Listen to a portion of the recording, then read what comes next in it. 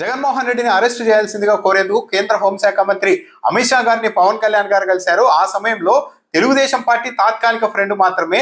జగన్మోహన్ రెడ్డితో మనకెందుకు శత్రుత్వం, చంద్రబాబు నాయుడుకు జగన్మోహన్ రెడ్డికి మధ్య శత్రుత్వం ఉండవచ్చు, కానీ దాంట్లోకి మనకెందుకు, మీకు కూడా అవసరం లేదు జగన్మోహన్ రెడ్డి అరెస్ట్ గురించి అంటూ పవన్ కళ్యాణ్ గారికి అమిత్ షా గారు చెప్పారు. ఈ విషయాన్ని కోర్ కమిటీలోనే స్వయంగా వాళ్ళు వెల్లడించారు అని ప్రొఫెసర్ నాగేశ్వర్ చెప్పిన వ్యాఖ్యలపైన తెలుగుదేశం పార్టీ వాళ్ళు చాలా సీరియస్ గా రియాక్ట్ అవుతున్నారు.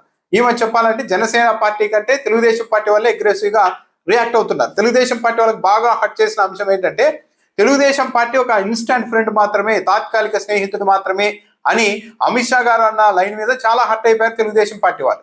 ఈసారి ఏకంగా Telugu Desam party main stream media కూడా రంగంలోనికి దిగేసింది. అందుకంటే ముందు తెలుగుదేశం పార్టీకి అనుకూలంగా ఉండే ఒక జర్నలిస్ట్ ఏం చెప్తున్నారంటే ప్రొఫెసర్ నాగేశ్వర్ని తెలంగాణ వ్యక్తిగా చిత్రీకరించే ప్రయత్నం మొదలుపెట్టారు.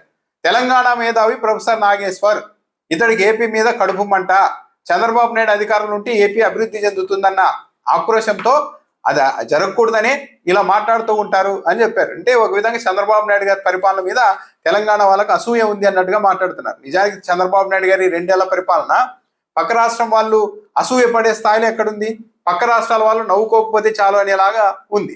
సరే, అదొకటైతే ఏపీ ఆంధ్రజ్యోతి ఛానల్ ఏకంగా డిబేట్ పెట్టేసింది. ఈ డిబేట్ కు కిరణ్ రాయల్ని పిలిచారు జనసేన పార్టీ నుంచి, బీజేపీ నుండి భాను ప్రకాష్ రెడ్డి వచ్చారు.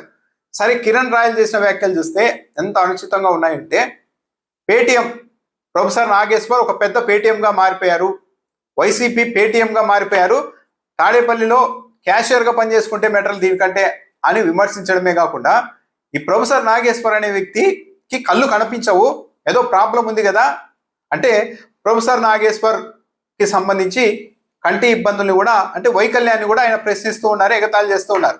ఈయనకు కళ్ళు కనిపించే ప్రాబ్లం ఉంది, దాంతో జ్ఞాననేత్రంతో అంతా చూస్తూ ఉంటారంట, ఒక పెద్ద పేటీఎంగా మారిపోయి ఇదంతా చేస్తూ ఉన్నారు అని మాట్లాడేశారు.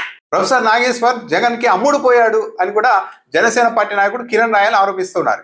ఇక్కడ గమనించాల్సింది ఏంటంటే నిజంగానే ప్రొఫెసర్ నాగేశ్వర్ జగన్మోహన్ రెడ్డికి అమ్ముడుపోయి ఉంటే అతడు వైసీపీకి పెద్ద పేటీఎం అయితే రెగ్యులర్ గా ప్రొఫెసర్ నాగేశ్వర్ గారి డిబేట్లు ఎక్కువగా వచ్చేది ఏ ఛానళ్లలో, జనసేన పార్టీకి సంబంధించిన ఛానల్లోనే ఎక్కువగా ఆయన డిబేట్ పిలుస్తూ ఉంటారు, ఆయన తన విశ్లేషణలు అక్కడే అందిస్తూ ఉంటారు. మరి జగన్మోహన్ రెడ్డికి పేటీఎంగా మారిన ప్రొఫెసర్ నాగేశ్వర్ తో జనసేన పార్టీకి అనుకూలమైన పేరున్న టీవీ ఛానళ్లు రోజు విశ్లేషణలు ఎలా చేస్తూ ఉన్నాయి? పాయింట్ 1. 2, అసలు ఎందుకు ఇంతగా హర్ట్ అయిపోతున్నారు? అమిత్ షా గారు తెలుగుదేశం పార్టీని ఇన్స్టాంట్ ఫ్రెండ్ అనడంలో పెద్ద ఆశ్చర్యం ఏముంది? ఏమన్నా పేగు బంధంతో పుట్టిన స్నేహితులా, లేకుంటే చెడ్డీ దోస్తులా ఏమన్నా తెలుగుదేశం పార్టీ బీజేపీ? లేదు కదా.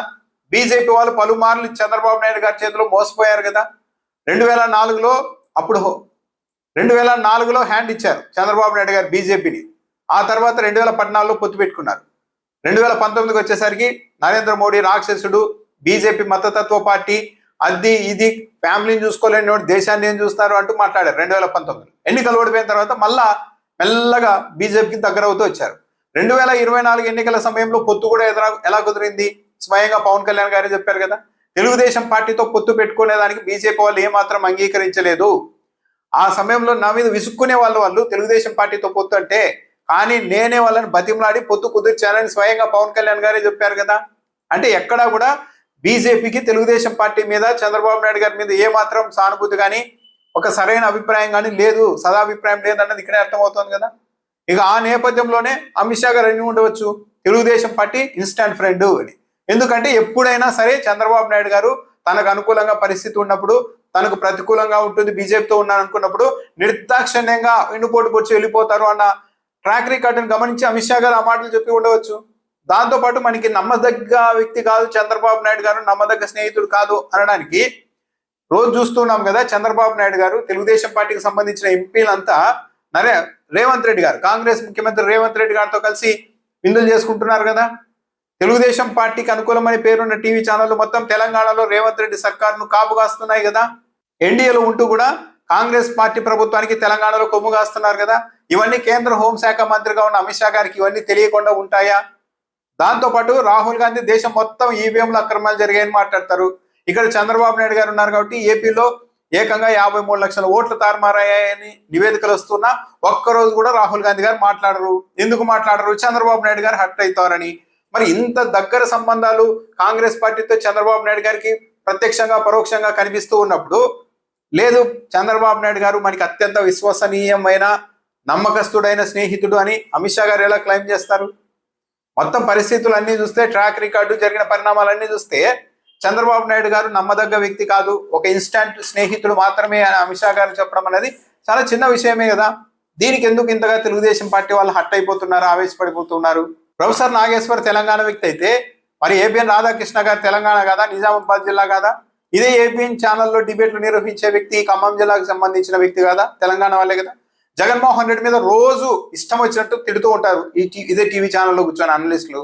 వాళ్ళందరూ కూడా ఏపీకి సంబంధించిన వాళ్ళేనా? కాదు కదా.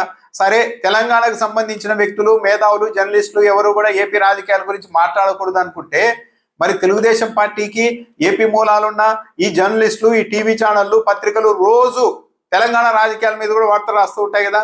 తెలంగాణలో కూడా తమకు గిట్టని రాజకీయ పార్టీల మీద వ్యక్తిత్వ హననం కూడా చేస్తూ ఉన్నారు కదా. కేటీఆర్, కేసీఆర్ కుటుంబాన్ని ఏ విధంగా వీళ్ళు రాతలు రాస్తున్నారు ఇవన్నీ చూస్తూ ఉన్నాం కదా.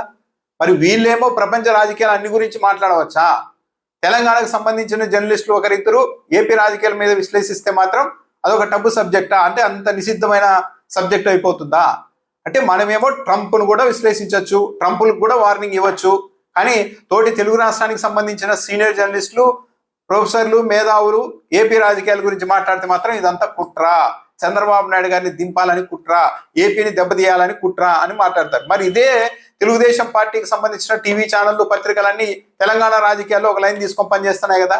అంటే అక్కడేంటి, ఇంకో పార్టీని అధికారంలో రాకుండా మనకు దగ్గరగా ఉండే పార్టీని అధికారంలో కొనసాగేలాగా వీళ్ళంతా అక్కడ రాజకీయం చేస్తున్నారా జర్నలిస్టులు, మీడియా ముసుగులో?